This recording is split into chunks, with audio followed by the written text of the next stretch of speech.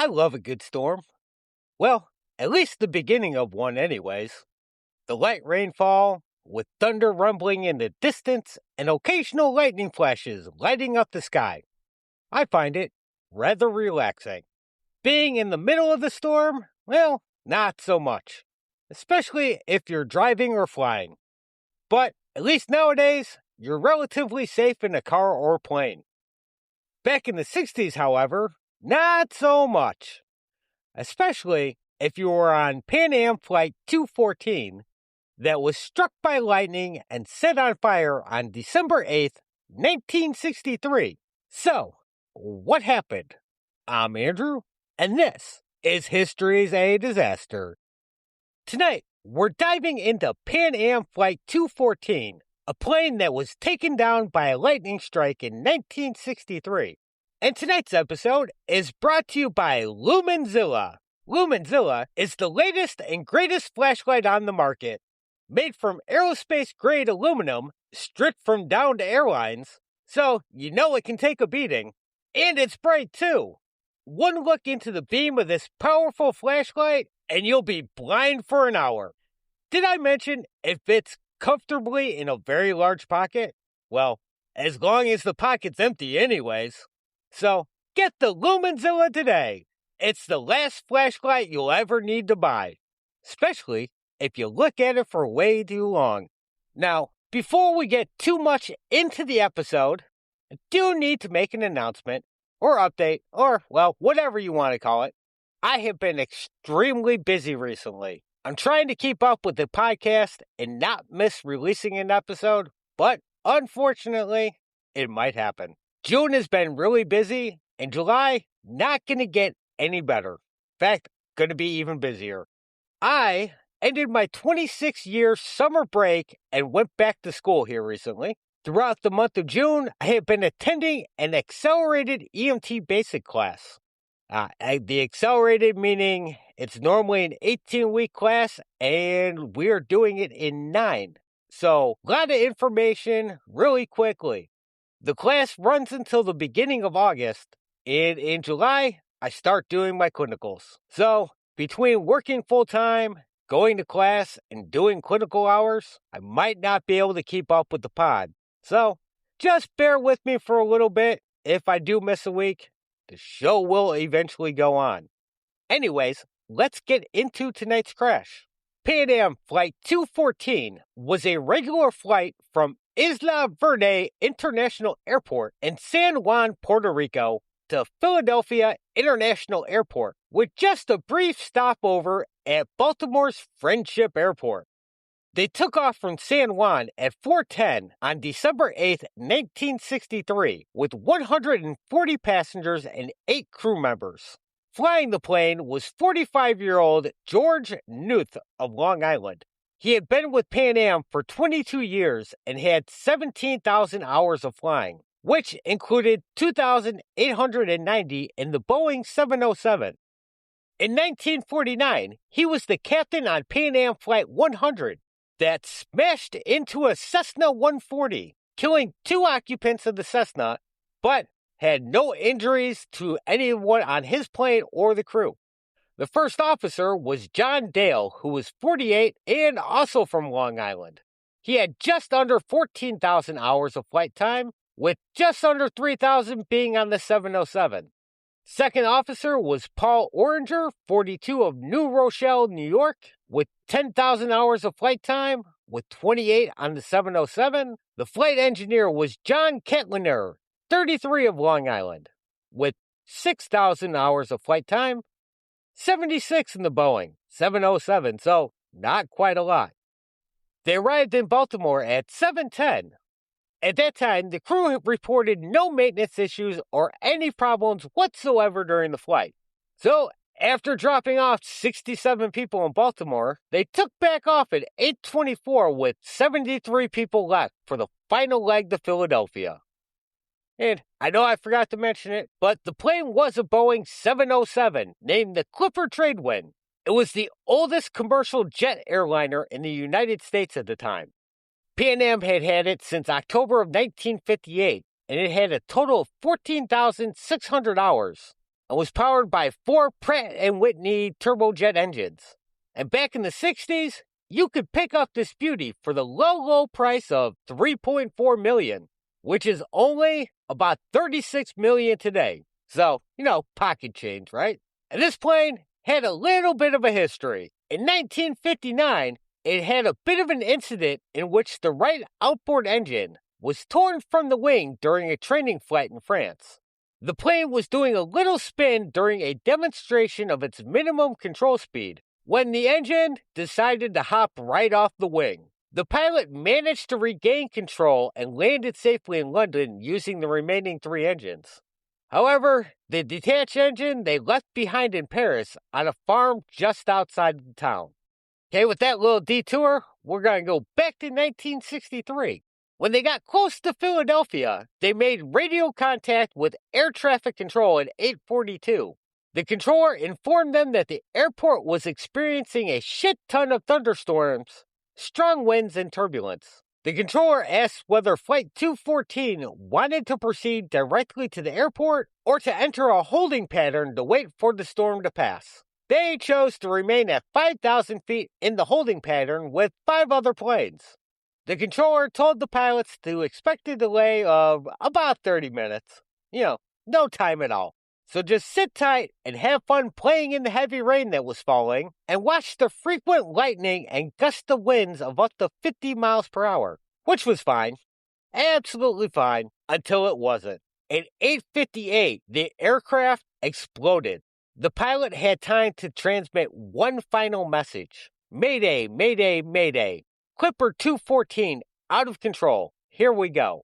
Seconds afterwards, the first officer of National Airlines Flight 16, which was flying 1,000 feet above Flight 214, had a bird's eye view of what was happening and radioed, "Clipper 214 is going down in flames." The plane smashed into a cornfield in Cecil County, Maryland, which is just east of Eccleton near the Delaware Turnpike. The white-hot burning aviation fuel quickly setting the rain-soaked field on fire.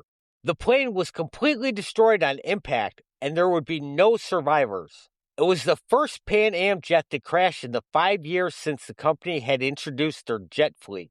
When the plane went down, a Maryland state trooper had been patrolling Route 213, called out the alert on his radio and sped toward the crash site. He was the first to arrive at the scene of several small fires spread across the field. The biggest recognizable section was a section of the fuselage which still had 8 window frames in it. The wings had been ripped off and were spread across the debris field when the plane came down. The engines had been buried up to 15 feet in the ground from the force of the impact.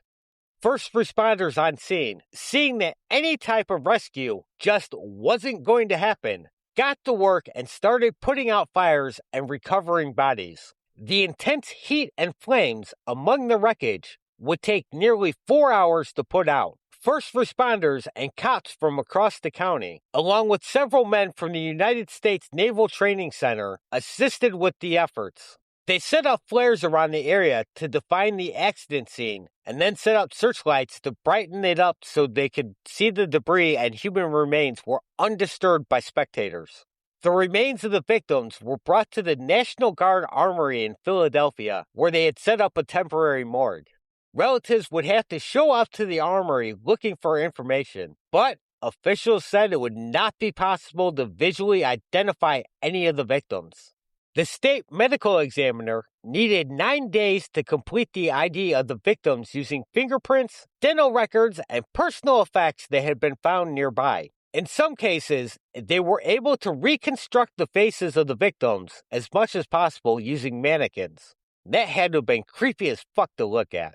The impact crater left behind contained most of the aircraft's fuselage, the inner part of the left wing, the left main landing gear, and the nose gear. Parts of the right wing and fuselage, right main landing gear, tail surfaces, and 2 of the engines were found within 360 feet of the crater. The trail of debris from the plane extended 4 miles from the point of impact. The complete left wingtip was found nearly 2 miles away. Parts of the wreckage ripped a 40-foot wide hole in a road, shattered windows in nearby houses, and spread burning jet fuel across the whole area. The Civil Aeronautic Board was notified of the accident and sent investigators down from Washington. Witnesses would later describe hearing the explosion and seeing the plane in flames as it descended. Of the 140 witnesses interviewed, 99 reported seeing an aircraft or a flaming object in the sky. 7 witnesses stated that they had seen lightning strike the plane. 72 witnesses said that the ball of fire occurred at the same time as or immediately after the lightning strike. 23 witnesses reported that the aircraft exploded after they had seen it ablaze. The Civil Aeronautics Board assigned more than a dozen investigators within an hour of the crash. The team was assisted by investigators from the Boeing Company, Pan Am, the Airline Pilots Association, Pratt & Whitney, the FBI, and the Federal Aviation Agency. Now, normally the cost of these investigations are around $10,000, but this one, they spent more than 10 times that. And that's just what the Civil Aeronautics Board spent. That's not including what Boeing, the FAA, and all those other people spent during their investigations. Initially, they thought that maybe there was severe turbulence that had caused the fuel tank or fuel line to rupture, which caused the fire from leaking fuel, which caused U.S. House Representative Samuel Stratton of Schenectady, New York, to contact the FAA, urging them to restrict jet operations in turbulent weather. But the FAA said it saw no need for further restrictions, and Boeing, absolutely agreed. Investigators also considered sabotage or lightning, but by nightfall after the first day, they had not found evidence of either. Airline spokesman discounted speculation that metal fatigue as a result of the aircraft's earlier incident could have been a factor, saying the aircraft had been overhauled 4 times since the accident without any problems ever being found. Investigators quickly located the flight data recorder, that infamous black box that's supposed to survive impact. This one was kind of fucked up. It was badly damaged, and they were only to get out about 95% of the tape. It would take them 12 days to clean up all of the wreckage, which would end up being 16 truckloads of debris that would be taken to Boeing Air Force Base in Washington for investigators to examine and reassemble. Within days, investigators said the crash had apparently been caused by an explosion that had blown off one of the wingtips. The left wingtip had been found a few miles from the crash site with burn marks and bulging from what looked like an internal explosion. Remnants of 9 feet of the wingtip had been found at several points along the flight path short of the impact crater. The investigators said rough turbulence was unlikely to have caused the crash because the crews of other aircraft that had been circling in the area reported that the air was relatively smooth at the time. They also said the plane would have had to dive a considerable distance before it would break up and explode. And the aircraft had apparently caught fire closer to its cruising altitude of 5,000 feet.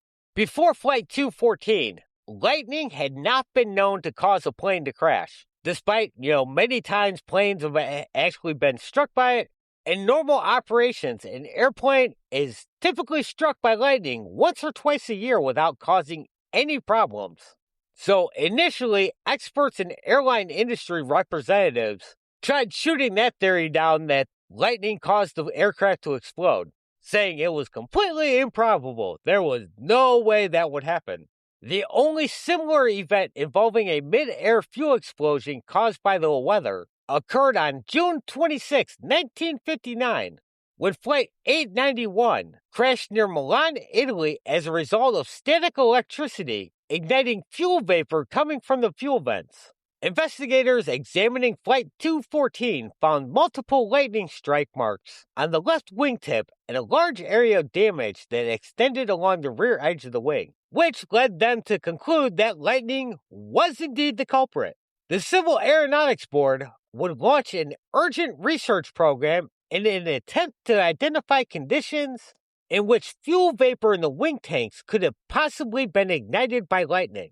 Within a week of the crash, the FAA issued an order requiring the installation of static electricity dischargers on the roughly 100 Boeing jet airliners that had not already been so equipped. This order kind of pissed off aviation industry representatives. They stated that there was no evidence that the dischargers would have had any effect since they were not designed to handle the effects of lightning. They said that the order would only serve to create a false impression that the risk of lightning strikes had been resolved with little actual benefit. As part of their investigation, the Civil Aeronautics Board conducted a public hearing in Philadelphia in February of 1964. Experts had still not proven that lightning had caused the accident, but they were looking into ways that lightning could have triggered the explosion. They were bound and determined to prove that lightning was the cause. The FAA also said that it would conduct research to determine the relative safety of the two types of jet fuel used in the U.S., both of which were present in the fuel tanks of Flight 214. There had been some criticism of JP4, or Jet B jet fuel, that was in some of the tanks, as it was related to the fact that its vapor can be easily ignited at the low temperatures encountered in flight. But advocates for this jet fuel countered that the fuel was as safe or safer than Jet A, the other fuel used in turbine engines, which was also present in Flight 214's fuel tanks. In a test flight designed to simulate moderate to rough turbulence in flight, Pan Am tested a Boeing 707 to find out whether fuel could leak from the tank venting system during such conditions. The test did not show any fuel discharge, but it did show that some fuel had entered the vent system, collected in the surge tanks, and returned to the tank. Pan Am said that it would test the new system to inject inert gas into the airspaces in the fuel tanks in aircraft, hoping to reduce the risk of ignition of the hazardous fuel-air mixtures in those spaces. On March 3rd of 1965, the Civil Aeronautics Board released its final accident report. They concluded that a lightning strike indeed had ignited the fuel-air mixture in the number 1 reserve fuel tank, which caused an explosive disintegration of the outer part of the left wing, leading to a loss of control.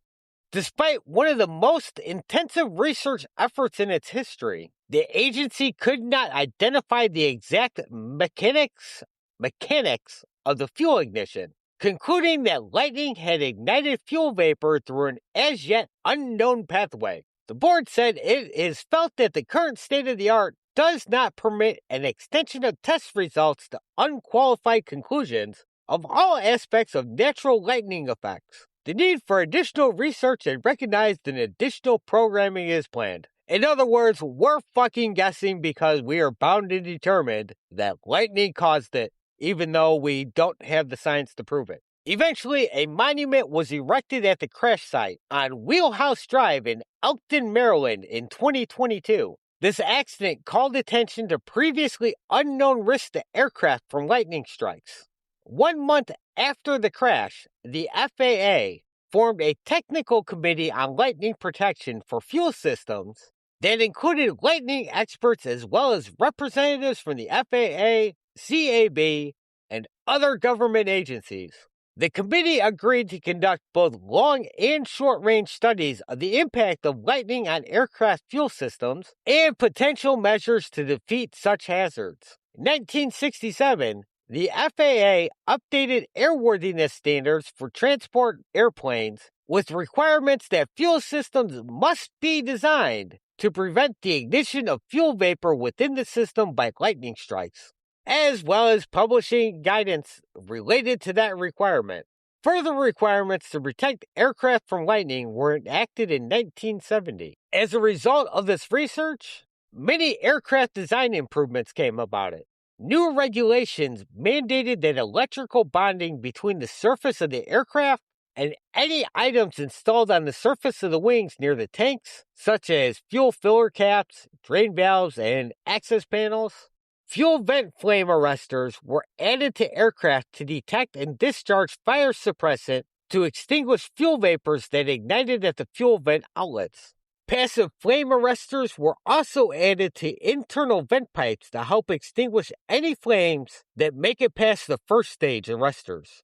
The minimum thickness of the aluminum surfaces of aircraft wings was increased to reduce the potential for lightning to completely melt through a wing surface into the wing's internal components and fuel tanks. In February of '64, the FAA asked the Coordinating Research Council, which was a petroleum industry research group, to conduct a technical review in regard to the safety hazards of turbine fuels in civil aircraft operations. The council formed the Group on Aviation Fuel Safety, which was composed of engineers from the airline, airframe, and petroleum industries, with the objective of studying the safety and usage of several aviation fuels and to determine whether the adoption of a single turbine fuel by commercial aviation would result in a significant decrease in the likelihood of accidents and or loss of life. After a period of review, the group concluded that although there are operational differences among the fuel types, the adoption of a single type of aviation fuel would not significantly improve the safety of commercial aviation and recommended that airlines continue to be individually responsible for fuel type selection. And that was Pan Am Flight 214. Thanks for listening. And if you liked the show, please consider leaving a rating or review on your app of choice. And you can reach out to the show at historiesofdisaster@gmail.com with questions, comments, or suggestions, as well as following the show on social media like Facebook, Instagram, TikTok, YouTube, whatever, even though I haven't been really active on any of those here recently. Either way, share the episode. Your friends will love it. And on a serious note, don't leave your penguin out in the rain. There's not a whole lot of storms in the sub-Antarctic area, so the thunder and lightning tends to freak them out a bit. So keep them inside during the rain. And chase that dream. Live for today, because tomorrow is never guaranteed. Thanks and goodbye.